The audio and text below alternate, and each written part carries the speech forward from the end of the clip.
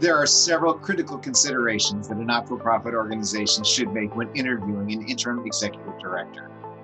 It's an opportunity for people who serve on boards and professionals who want to provide a very unique service to form consensus on how to move together for that not-for-profit organization that's in transition to find higher ground in its service to the community.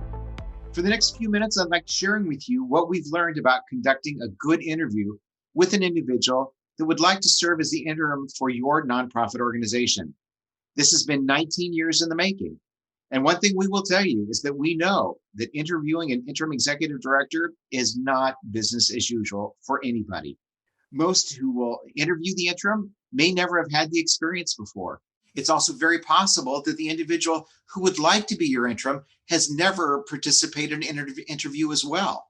These are all considerations for how to make the interview the best possible exchange of information to see if the right combination is available to serve your organization. One of the most confusing pieces before the interview even begins is, who is this person and what is their role? For many boards, it's not surprising that many people in the room believe they're interviewing a consultant. For others, they are talking with a potential stand-in for either the previous leader or the new leader. And yet there's still a group of people who may believe we're talking with an outsourced administrative service, which is very much like making sure the telephone is answered, the mail is brought in, the plants are watered, and the fish has been fed. What very different kinds of perspectives in talking with an individual about what they can do for your organization. The other thing that needs to be clarified before he, she, or they enter into engaged conversation with you is what status they have. In 19 years of training, recruiting, supporting, and placing interim leaders throughout the Western United States and Canada, third sector company without fail will always recommend to a not-for-profit organization that they should be interviewing a W-2 temporary contracted employee of their organization. Interim executive directors provide valuable services that you want to make sure are covered by directors and officers liability insurance, and you form a legal relationship that is without question for either party, because many organizations don't know how long an interim engagement is going to last.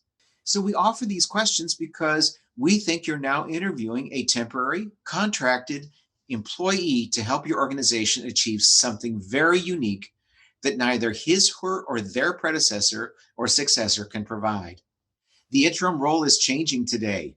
It's not just a person who may come in and fill a spot between a person who has transitioned out and a person who will transition in. There are some interims who are taking the roles as the result of a merger or acquisition. There are some interims who are doing medical leave. There are also interims who are first-time executive directors for not-for-profit organizations who've never had an executive director before. There are, in fact, 9 different roles that we know today about interims. But what are the key questions that any not-for-profit should ask a potential interim executive director for their organization? We've come up with 4 questions that we think is just the start. It is certainly not the entire list of questions that need to be asked.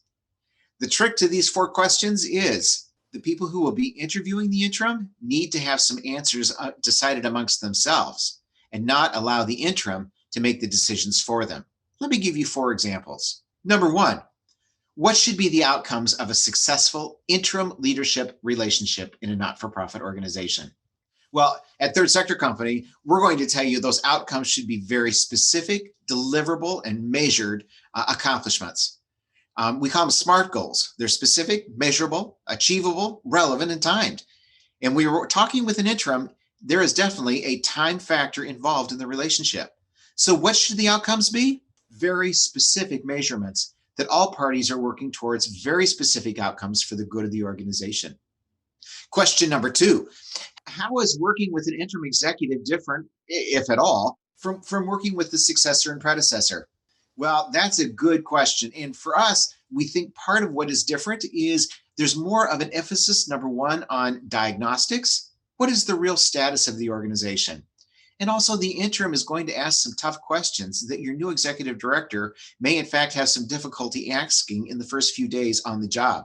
For example, how does your organization want me to be a resource to you as you look at institutional racism in your organization or to change donor relationships as they currently exist? They can ask some very tough questions that in the end will help your organization to get the right leader to follow them. Question number 3, how does an interim work best with a nonprofit? The answer to that we think is it's on an incremental basis and includes a series of reports that are about 90 days in length. And finally, what can you do for us that your successor cannot? And a lot of that has to do with tough questions, tough love, and tough decisions. Well, that's not where it ends. We believe at Third Sector Company, the most successful relationships between a not-for-profit organization and their interim has been the result of not one interview. We're going to caution any nonprofit, and we're also going to caution an interim for accepting a position simply after one conversation. This is too important. The first interview should be a discussion and an exchange of information about what should be accomplished in a short-term basis. At Third Sector Company, we recommend that both candidates and not-for-profits recognize that this is probably and should be at least a 9-month experience if true accomplishment can occur between a hired interim and the not-for-profit organization in transition.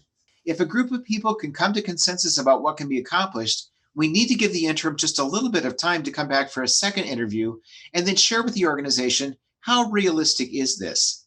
What is the roadmap to getting these things accomplished? And what should the first 30 days of our relationship look like given these accomplishments? Remember, when you're an interim leader, there's no such things as the first 100 days. Well, I hope I've given you several things to think about. This is a legal relationship. It is a temporary employee relationship. It is a measured performance against deliverables. And it's helping an organization build a bridge between where they were and helping them to figure out where they would like to go so that they can find the next leader that hopefully can get them there. We've been doing this for 19 years at Third Sector Company, and if any of our professionals and interims can provide additional information to help you turn transitional leadership into transformational leadership, we'd very much like to talk with you. Thank you very much.